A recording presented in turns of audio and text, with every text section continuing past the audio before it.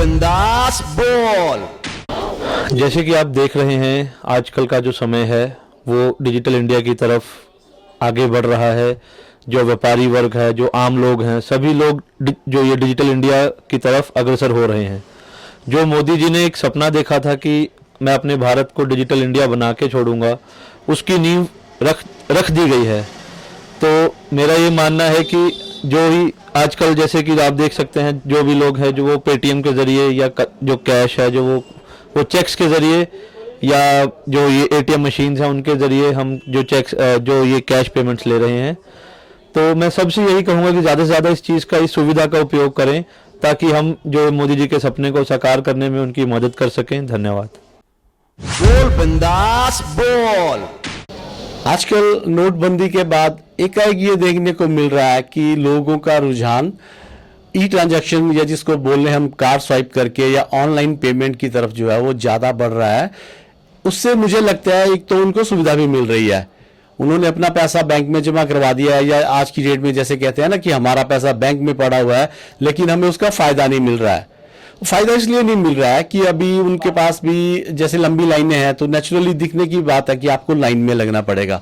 अगर आप अपनी ज़्यादा बड़ी बड़ी ट्रांजैक्शंस जो हैं वो, क्योंकि जैसे आपने मॉल्स में जाते हैं या खरीदारी करने जाते हैं तो मैंने मंडी में भी ये देखा है कि बहुत सारे दुकानदारों ने पेटीएम्स रख ले हैं। इवन देन हमारे जो टैक्सी चालक भाई हैं उन्होंने पेटीएम तक का ऑप्शन जो है वो अडॉप्ट कर लिया हुआ है। तो मुझे लगता है जो छोटी छोटी हमारी खरीदारी है ना उसको तो हम कैश पे डिपेंड हो सकते हैं, लेकिन 400-500 रुपये से ऊपर की खरीदारी पर तो मेरे को लगता है लोगों को पेटीएम यूज़ करना चाहिए, ई ट्रांजैक्शन यूज़ करना चाहिए। जो भी उसमें साधन हमारे पास यहाँ शहर में उपलब्ध हैं तो उसमें मुझे नहीं लगता उनको ये शिकायत रहेगी सरकार के साथ या बैंकिंग के साथ या किसी के साथ भाई हमें दिक्कत हो रही है, क्योंकि मैक्सिमम दुकानदारों ने मंडी में जो है वो पेटीएम की सुविधा ले ली हुई है। आप अच्छी शॉप्स पे जाएंगे, मॉल्स में जाएंगे तो वहाँ उनके पास स्वाइप मशीनें लगी हुई हैं, तो कहीं भी कोई दिक्कत नहीं है। और आपका बड़ा शून्य मात्र जो है वो पैसे उसमें से आप स्वाइप करते हैं तो बड़े नॉमिनल जैसे चार्जेस हैं उसमें जो कटते हैं। तो मुझे नहीं लगता भी आपको एक तो सुरक्षा भी तो मिलती है। अगर आप जेब में पैसा लेके घूम रहे हैं तो कहीं ना कहीं आप में एक असुरक्षा की भावना भी रहेगी। तो वही पैसा अगर आपका बैंक में सेफ पड़ा हुआ है और आप उसको प्लास्टिक मनी के साथ एक्सचेंज कर रहे हैं, उसकी ट्रांजैक्शन आप ई ट्रांजैक्शन के थ्रू कर रहे हैं, ई फाइलिंग कर रहे हैं, तो मुझे नहीं लगता भी उसमें आपको कोई असुरक्षा वाली बात भी है। आपका पैसा सेफ पड़ा हुआ है, आपने ही उसको इस्तेमाल करना है। आपका ढंग इस्तेमाल करने का थोड़ा सा उसमें चेंज हो गया हुआ है। आज की डेट में आप उसको स्वाइप करके ट्रेंड कर रहे हैं, तो मुझे लगता है इसमें कहीं भी कोई बुराई वाली बात नहीं है। हाँ, हर एक कोई भी आप काम करता है तो उसमें जहाँ मेरिट्स होती हैं वह डिमेरिट्स भी होती हैं। तो उसमें नुकसान इसलिए उनको इसलिए लग रहा है अभी उनको पैसा अगर दोबारा जमा करवाना है तो फिर जमा करवाने की भी तो लाइन में लगना पड़ेगा, या उनको कहीं ना कहीं ऐसा उनको ये रहेगा मन में वहम भाई पता नहीं हमने जो पैसा ट्रांजैक्शन किया था वो सही जगह पे पहुंचा भी है कि नहीं, या सही अमाउंट कटा उसमें से कि नहीं कटा। तो मुझे लगता है आज की डेट में जो एसएमएस है वो आपके पास अगर एंड्रॉयड फ़ोन नहीं भी है तो नॉर्मल फ़ोन पे भी आपको उसी टाइम एसएमएस आपके फ़ोन पे आ जाता है। तो आदमी को थोड़ा सा जागरूक तो होना ही पड़ेगा।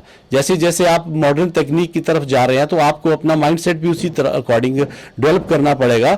तो जैसे ही आप कोई ट्रांजैक्शन करते हैं तो मेरा अनुरोध रहेगा दुकानदारों से वो भी उनको पूरी तरह से उसकी जानकारी दें कस्टमर्स को, और कस्टमर्स के प्रति मेरा ये अनुरोध रहेगा कि वो जैसे जानकारी उनको मिलती है अगर वो फिर भी जानकारी से वो पूरी तरह संतुष्ट नहीं है तो कृपया अपना इमीडिएटली मोबाइल चेक करें। जैसे ही आपका कार्ड स्वाइप होता है और ट्रांजैक्शन होती है इमीडिएटली गवर्नमेंट ने आज की डेट में ऐसा फॉर्मूला वहां पे लगा दिया है कि इमीडिएटली आपके मैसेज वहां पे आ जाता है। वो फिर आपको उसके लिए थोड़ा सा जागरूक रहना पड़ेगा। अगर आप उसको नहीं चेक करते हैं तो फिर तो आपके साथ कहीं भी चीटिंग हो सकती है। तो यहाँ कहीं ना कहीं जो है वो जागरूक भी होना पड़ेगा आपको, तभी आपको इन सारी सुविधाओं का फायदा और लाभ मिल सकेगा। ये सभी आपके फायदे के लिए हैं, तो मुझे लगता है कहीं ना कहीं लोगों को इसका फायदा उठाना भी चाहिए। बोल बिंदास बोल। कल रात से एक न्यूज़ जो है वो मीडिया में, सोशल मीडिया में और इलेक्ट्रॉनिक मीडिया में और प्रिंट मीडिया में ट्रेंड कर रही है, जो कि बहुत देर से काफ़ी दिनों से ऐसा लग रहा था कि ये न्यूज़ जो है वो आने वाली है, इसके आभास होना शुरू हो गया था। वो था सोने को लेकर, क्योंकि आप ये मान के चलिए 8 नवंबर को जिस दिन ये नोटबंदी का फैसला लिया गया था तो 2 दिन में 500 टन सोना जो था वो बिक चुका था।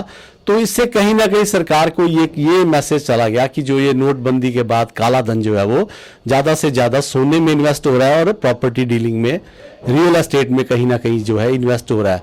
तो ये लग ही रहा था कि सोने के बारे में भी कोई ना कोई गवर्नमेंट की गाइडलाइंस बड़ी जल्दी आने वाली है, जो कि आ गई।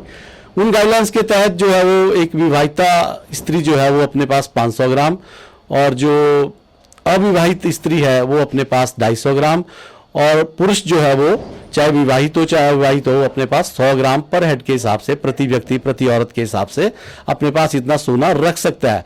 तो उसमें कुछ भ्रांतियां ऐसी हैं जो लोगों के बीच में पाई गई हैं और वो जायज भी हैं। इसमें सबसे बड़ी छूट दी गई है कि 2 छूट इसमें जो रियायतें दी हैं सरकार ने, उसमें ये दी है कि एक तो आपका जो पुश्तैनी सोना है उसको जो है उसके बारे में कोई पूछताछ नहीं की जाएगी। दूसरा, अगर आपके पास आपने कोई सोना खरीदा हुआ है और आपके पास उसके पेपर्स पूरे हैं, अकाउंटेड मनी जिसको हम बोलते हैं, आपके लेखे जोखे वाले हिसाब में से अगर आपने वो सोना खरीदा हुआ है, तो उसमें आपको किसी भी तरह के डरने की जरूरत नहीं है। वो आप चाहे 500 ग्राम छोड़ के 500 किलो भी रख सकते हैं। लेकिन 2 चीजें इसमें देखने वाली बात आ रही है। एक तो जो पुश्तैनी सोने के बारे में सरकार ने ये कहा कि उसके बारे में कोई पूछताछ नहीं की जाएगी, तो ये कैसे एस्टैब्लिश किया जाएगा, ये कैसे आइडेंटिफाई किया जाएगा, इसके लिए कौन सी प्रक्रिया ऐसी है कि कौन सा सोना आपके पास जो पुश्तैनी है और कौन सा सोना जो है वो आपने बाद में खरीदा है, और बाद में जो सोना खरीदा है उसमें से कौन सा सोना ऐसा है जो अकाउंटेड है और कौन सा सोना ऐसा जो अकाउंटेड नहीं है। तीसरी बात ये है कि जैसे सरकार बोल रही है अभी ये वाली चीजें जब्त नहीं की जाएंगी, जिस पे आपको जब्त कर सकते हैं। तो सरकार के पास ऐसा कौन सा मतलब तरीका रहेगा कल को, या ऐसी कौन सी प्रक्रिया रहेगी जिसके तहत सरकार इसको जब्त करेगी। तो इसमें बहुत सारी चीजें अभी आनी बाकी कह सकते हैं। इसमें पूरा प्रोफार्मा जो है वो सरकार का अभी नहीं आया है। गाइडलाइंस के बाद गाइडलाइंस को कैसे इंप्लीमेंटेशन इनका होना है वो चीजें अभी क्लियर नहीं है, तो इसलिए इसको लेकर लोगों में कुछ जो है वो भ्रांतियां और इसको लेकर लोगों में अफवाहें भी उड़ रही हैं। तो मुझे लगता है ज्यादातर सोना जो होता है लोगों का, मैं ये कह सकता हूं कि घरों में लोग बहुत कम रखते हैं। जो भी लोग सोना रखते हैं वो 80% लोग उसमें जो है वो सोना बैंकों के लॉकर्स में ही पड़ा होता है। तो कहीं ना कहीं जो है वो गवर्नमेंट को कल को अगर ये चीज आइडेंटिफाई करनी होगी कि आपके पास कितना सोना है, तो जाहिर सी बात है कि गवर्नमेंट का सबसे पहला जो प्रयास रहेगा कि लॉकर्स को फ्रीज करके या लॉकर्स में से आपको वहां ले जाके वहां पे सोना जो है चेक किया जाए। तो फिर वो डिपेंड करेगा कि जिसने वहां सोना रखा हुआ है वो उसको कैसे अपने आप को कैसे वो अपने आप को सही साबित करेगा। अगर आपको लगता है कहीं भी आपके पास कुछ इस तरह से वो कोई सोना अनअकाउंटेड पड़ा हुआ है, तो ये आपके लिए खबर जरूरी है और आपके लिए चिंता का विषय भी है। तो जितना जल्दी हो सके ये सारी व्यवस्था को अपने हिसाब से अनुकूल बनाने की कोशिश करें, ताकि आने वाले समय में आपको किसी भी असुविधा का सामना ना करना पड़े।